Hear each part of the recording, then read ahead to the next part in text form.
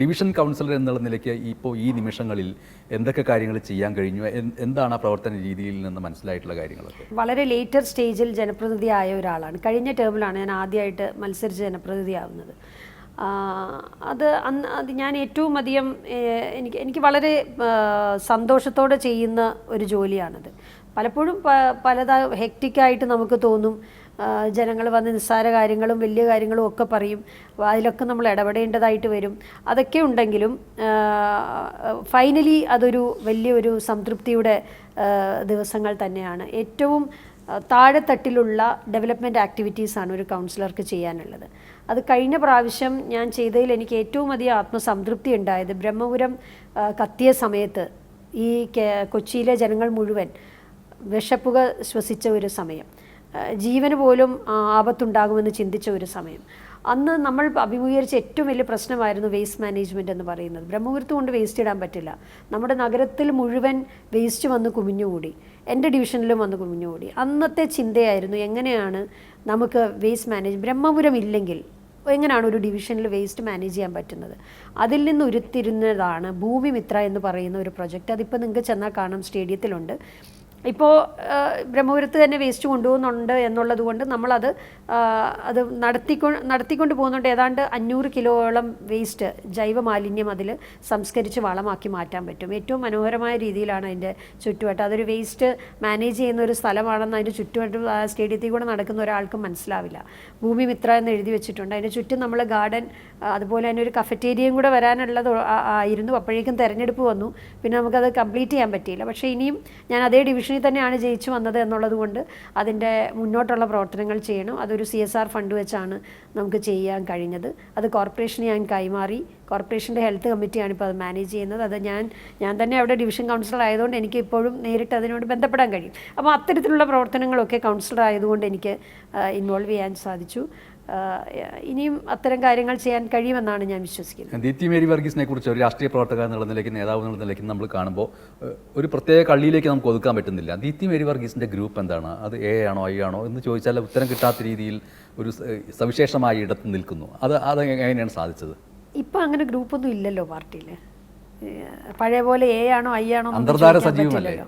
അല്ല, ഈ ഗ്രൂപ്പ് എന്ന് പറഞ്ഞാൽ എന്താണ്? അത് നമുക്കൊരു ലീഡർഷിപ്പിനോട് തോന്നുന്ന താല്പര്യം കൊണ്ട് കുറേ ആളുകൾ ആ ലീഡറിനോടൊപ്പം, ആ ആളിനോടൊപ്പം നിൽക്കും. ഇപ്പോൾ K കരുണാകരൻ ഉണ്ടായിരിക്കുന്ന സമയത്ത് ഞാൻ ഗ്രൂപ്പ് ഏതാണെന്ന് ചോദിച്ചാൽ K കരുണാകരനോടൊപ്പം ആണെന്ന് പറയേണ്ടതായിട്ട് വരും. കാര്യം എന്നെ സംബന്ധിച്ച് ഞാൻ വന്ന KSUയിലൂടെ വന്ന സാഹചര്യത്തിൽ എനിക്ക് ഏറ്റവും അധികം ഇടപഴകാൻ കഴിഞ്ഞത് ആ ഒരു സംവിധാനവുമായി ബന്ധപ്പെട്ടാണ്. K കരുണാകരനോടുള്ള അദമ്യമായ ആരാധന, ഇതെല്ലാം കൊണ്ട് അദ്ദേഹത്തിൻ്റെ ഒപ്പമായി. അതുകൊണ്ട് ഞാൻ ആ ഗ്രൂപ്പിനോട് എൻ്റെ ഒരാളായിട്ട് എന്നെ ചിത്രീകരിച്ചിട്ടുണ്ടാവും. അങ്ങനെയാണ് ഓരോരുത്തരും.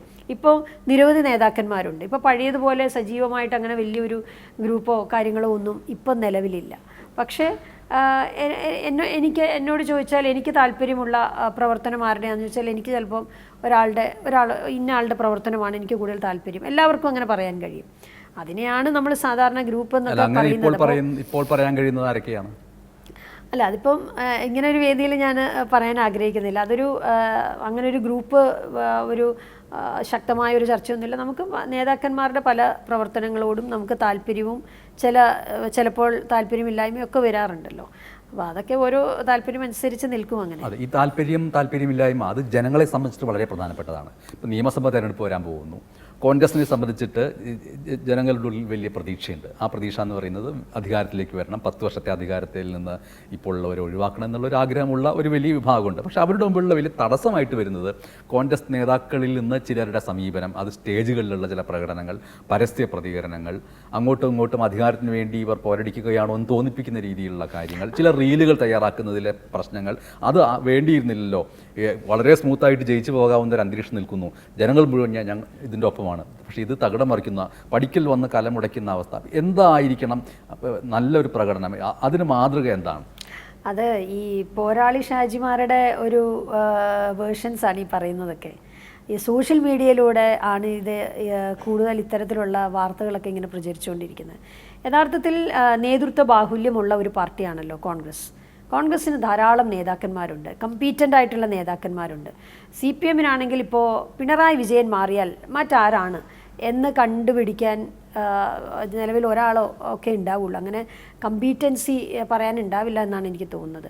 ഇപ്പോഴത്തെ സാഹചര്യത്തിൽ പിണറായി വിജയൻ മാത്രമേ ഉള്ളൂ. അദ്ദേഹത്തിൻ്റെ ആജീവനാന്തം അദ്ദേഹം മാത്രമേ നേതാവായിരിക്കുള്ളൂ എന്നുള്ളൊരു രീതിയാണല്ലോ CPM-ൽ പോയിക്കൊണ്ടിരിക്കുന്നത്. പക്ഷേ കോൺഗ്രസ്സിൽ അങ്ങനെയല്ല. കോൺഗ്രസ്സിൽ കുറച്ചുകൂടി സ്വാതന്ത്ര്യമുണ്ട്, കുറച്ചുകൂടി ഡെമോക്രാറ്റിക്കാണ്, ഇൻറ്റേർണൽ ഡെമോക്രസി ഉണ്ട്. അതുകൊണ്ട് ധാരാളം കമ്പീറ്റൻ്റ് ആയിട്ടുള്ള നേതാക്കന്മാരുണ്ട്. അപ്പോൾ അവരെല്ലാവരും ഇപ്പോൾ ഒരു മുഖ്യമന്ത്രിയാകാൻ കമ്പീറ്റൻ്റ് ആയിട്ടുള്ള 3-4 പേര് ചിലപ്പോൾ ഉണ്ടാവും. അതിന് തെറ്റ് പറയാൻ പറ്റില്ല. അതിലാരെങ്കിലും ഒരാളെ AICC തീരുമാനിക്കും. ഇപ്രാവശ്യം എന്തായാലും കോൺഗ്രസ് തിരിച്ചു വരുമെന്നുള്ള കാര്യത്തിൽ ഒരു സംശയവും വേണ്ട. അത്രത്തോളം ആൻറ്റി എൻകംപൻസി കേരളത്തിലുണ്ട്. കേരളത്തിലെ ജനങ്ങൾ സത്യത്തിൽ മടുത്തു ഈ ഭരണം കൊണ്ട്. 10 വർഷക്കാലം കൊണ്ട് കേരളത്തിലെ എല്ലാ അർത്ഥത്തിലും തകർത്ത ഒരു ഭരണമാണ്. അതുകൊണ്ട് കോൺഗ്രസും UDF തിരിച്ചു വരുമെന്നുള്ള കാര്യത്തിൽ ഒരു സംശയവുമില്ല. പിന്നെ ആര് ലീഡ് ചെയ്യുമെന്നുള്ള കാര്യം തീരുമാനിക്കേണ്ടത് AICC ആണ്. അത് ജയിച്ചതിന് ശേഷം, ഭൂരിപക്ഷമൊക്കെ ലഭിച്ചതിന് ശേഷം AICC കൃത്യമായി തീരുമാനിക്കും. അപ്പോൾ വളരെ ശക്തമായിട്ടുള്ള ഭരണവിരുദ്ധ വികാരമുണ്ട്, വളരെ ഈസി ആയിട്ട് ജയിക്കാൻ കഴിയുന്ന ഒരു അവസ്ഥ ഉണ്ട് എന്നതാണ് കോൺഗ്രസിനെ സംബന്ധിച്ച് ദീപ്തി മേരി വർഗീസിൻ്റെ വിശകലനം. എങ്കിലും നമ്മൾ മാറ്റേണ്ട ചില രീതികൾ, ചില ശൈലികൾ എന്ന് വിചാരിക്കുന്ന എന്തെങ്കിലും ഉണ്ടോ പ്രവർത്തനത്തിൽ? കാലാകാലങ്ങളിൽ മത്സരിക്കുന്ന ഒരു രീതിയിൽ ചില മാറ്റങ്ങൾ ഉണ്ടാകേണ്ടതായിട്ടുണ്ട്. 2-3 തവണ മത്സരിച്ച ആളുകൾ എല്ലാവരുമല്ല, ചിലർ അവിഭാജ്യരായിട്ടുള്ള ആളുകളുണ്ടാവും. അങ്ങനെ പ്രധാനപ്പെട്ട ചില ആളുകൾ ഒഴിച്ചാൽ ബാക്കിയുള്ള ആളുകളെല്ലാം ഒരു 2-3 തവണ മത്സരിച്ച് മാറി സംഘടനാ പ്രവർത്തനത്തിലേക്ക് പോകണം. സംഘടനാ പ്രവർത്തനത്തിൽ നിൽക്കുന്ന ആളുകൾ മത്സരത്തിലേക്ക് വരണം. അങ്ങനെ ഒരു മാറ്റിമറിച്ചിലുകൾ ഉണ്ടാകേണ്ടത് ആവശ്യമാണെന്ന് എനിക്ക് തോന്നിയിട്ടുണ്ട്.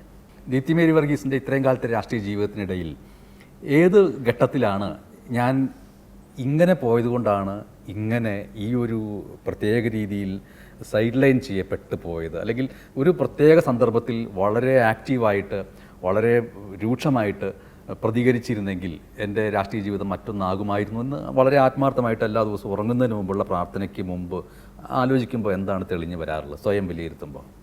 എനിക്കങ്ങനെ തോന്നിയിട്ടില്ല. എനിക്കിപ്പോൾ കിട്ടിയിരിക്കുന്ന എല്ലാ കാര്യങ്ങളിലും പാർട്ടി എനിക്ക് തന്നിട്ടുള്ള, അതാണല്ലോ താങ്കൾ ഉദ്ദേശിച്ചത്, പാർട്ടി എനിക്ക് തന്നിട്ടുള്ള എല്ലാ ഉത്തരവാദിത്തങ്ങളിലും പൂർണ്ണമായി സംതൃപ്തയാണ്. കാരണം എൻ്റെ വീട്ടിലൊരു പഞ്ചായത്ത് മെമ്പർ പോലും ഇല്ല പാരമ്പര്യം പറയാൻ.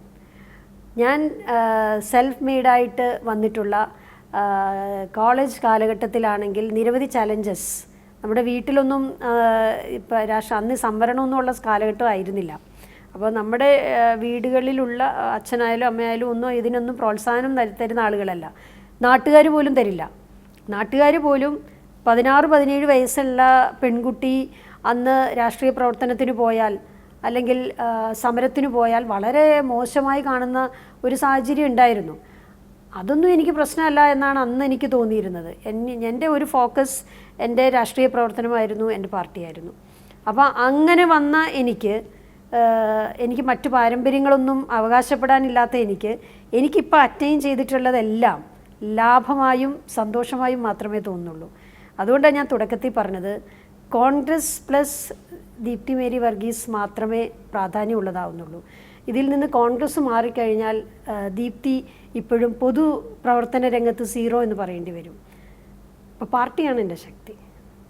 നിയമസഭാ തെരഞ്ഞെടുപ്പിൽ സ്ഥാനാർത്ഥിയാക്കപ്പെട്ട് കഴിഞ്ഞാൽ അത് ഏത് മണ്ഡലമാവട്ടെ, അവിടെ ചെന്നിട്ട് അവിടുത്തെ വോട്ടർമാരോട് ഞാൻ ദീപ്തി മേരി വർഗീസ്, ഞാനാണ് നിങ്ങളുടെ സ്ഥാനാർത്ഥി എന്ന് പറഞ്ഞു കഴിയുമ്പോൾ മറ്റൊന്നും തിരിച്ചിങ്ങോട്ട് പറയണ്ട, ഞങ്ങൾക്കറിയാം ദീപ്തിയെ എന്ന് പറയുന്ന രീതിയിൽ വോട്ടർമാരുടെ മനസ്സിൽ ഉണ്ട് എന്ന് കരുതുന്ന ദീപ്തി വർഗീസ് എന്താണ്?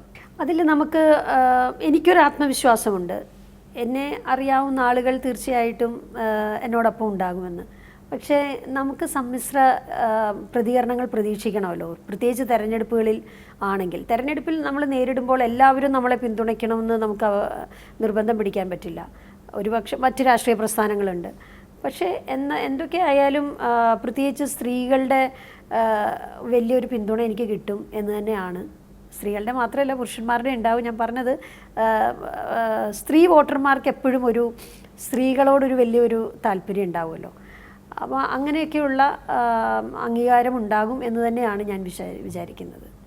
ഏതൊരു രാഷ്ട്രീയ പ്രവർത്തകയോടും വനിതയായ രാഷ്ട്രീയ നേതാവിനോടും ഒപ്പം ഇരുന്ന് സംസാരിക്കുമ്പോൾ ഒരു മറയുമില്ലാതെ ആ വ്യക്തിക്ക്, ആ വനിതയ്ക്ക് അടുത്ത നിമിഷം അടുത്ത ജനാധിപത്യ പ്രക്രിയയിൽ വലിയ സാധ്യതകളും ഉയരങ്ങളും ഉണ്ടാവട്ടെ എന്ന് ആശംസിക്കുക എന്ന് പറയുന്നതാണ് ഏറ്റവും പ്രധാനപ്പെട്ട ഒരു രാഷ്ട്രീയ പ്രവർത്തനമെന്ന് ഞാൻ കരുതുന്നു. ആ രീതിയിൽ ദീപ്തി മേരി വർഗീസിന് വലിയ ഉയരങ്ങളിലേക്ക് ഈ നിയമസഭാ തെരഞ്ഞെടുപ്പിൻ്റെ വേളയിലെങ്കിലും പോകാൻ കഴിയട്ടെ എന്ന് ആത്മാർത്ഥമായിട്ടും ആശംസിക്കുന്നു.